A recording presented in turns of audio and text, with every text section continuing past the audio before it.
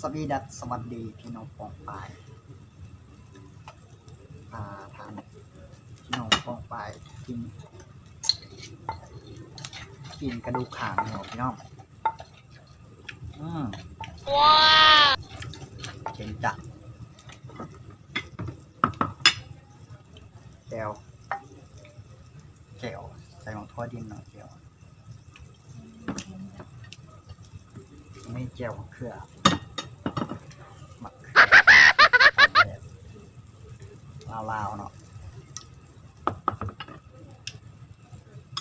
ตำมะแตงพี่น้อง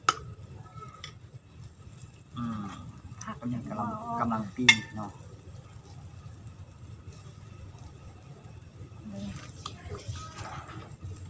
เป็น3เลยพี่น้องคงเป็นอาหารแรงพี่น้องอ่ะ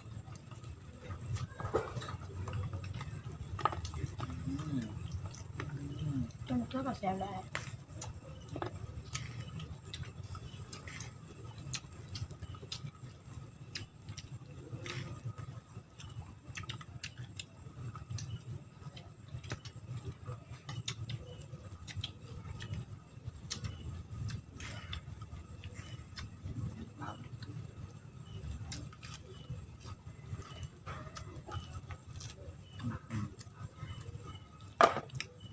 เดี๋ยวรอ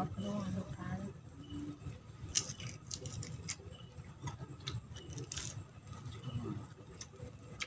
ถ้าพูดอ้อมมันก็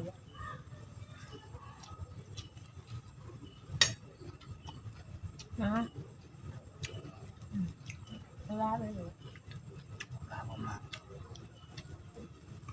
ปก่อน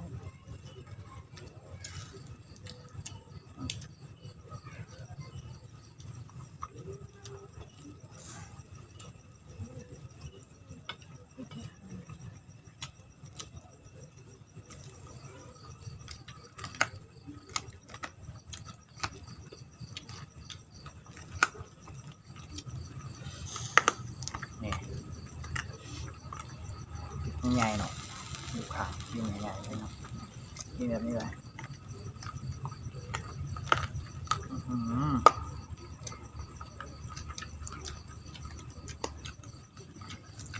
ข่าวยังไม่ยังจก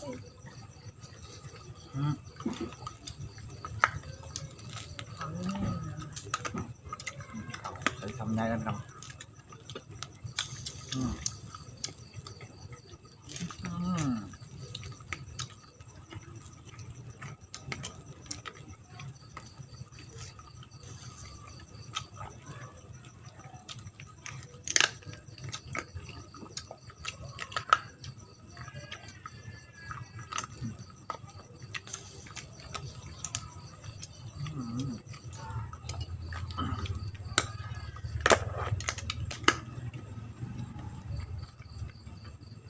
เข้ากันเลยว่ะ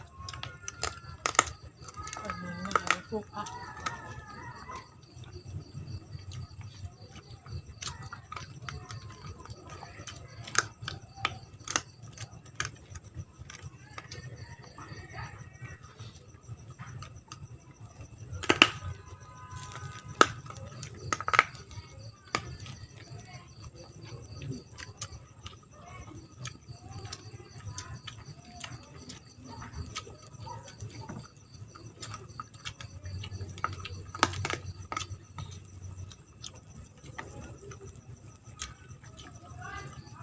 ต้ม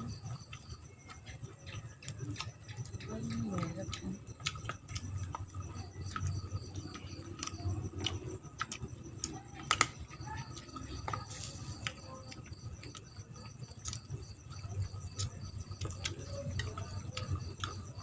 ถ้ากินยุ่งยาม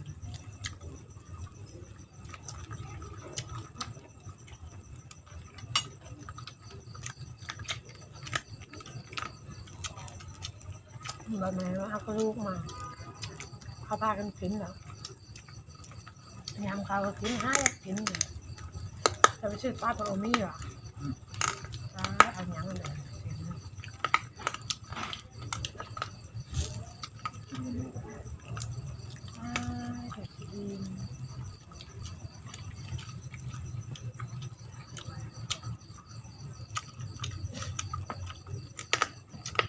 กับเจ้าหู้แล้ว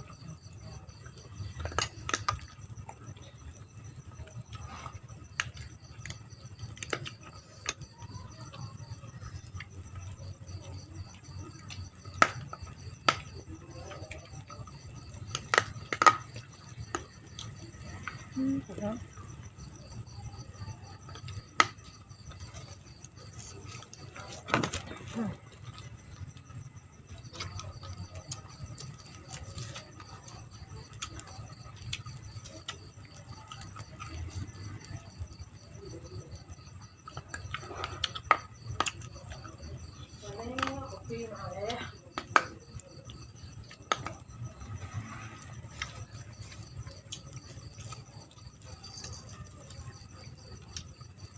มาเข้ามา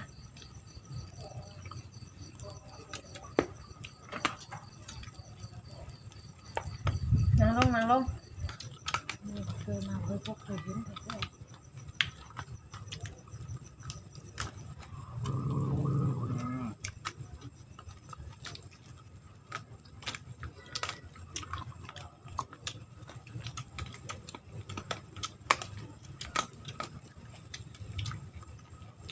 เย็นไหมเย็น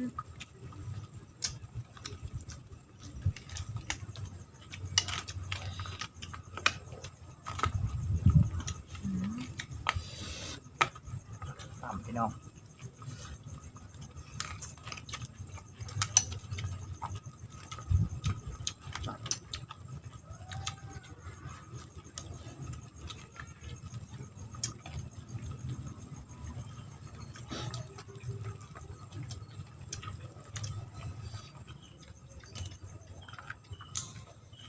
ไปกินกระดูกกัดซาไปเล็กน้อย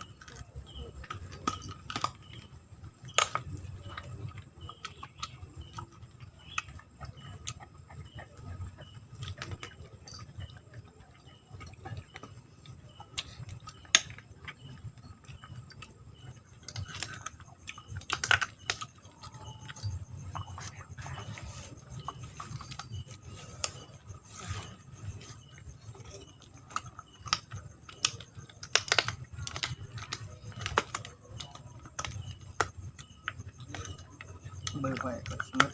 อายุละ21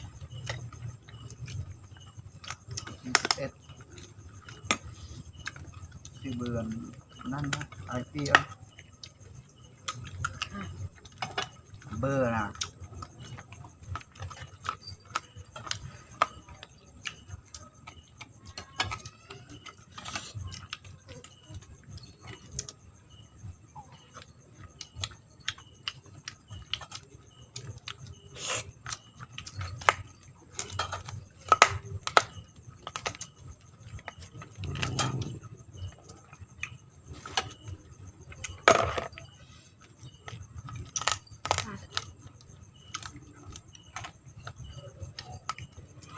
ป้าได้ถักผ้าก่อน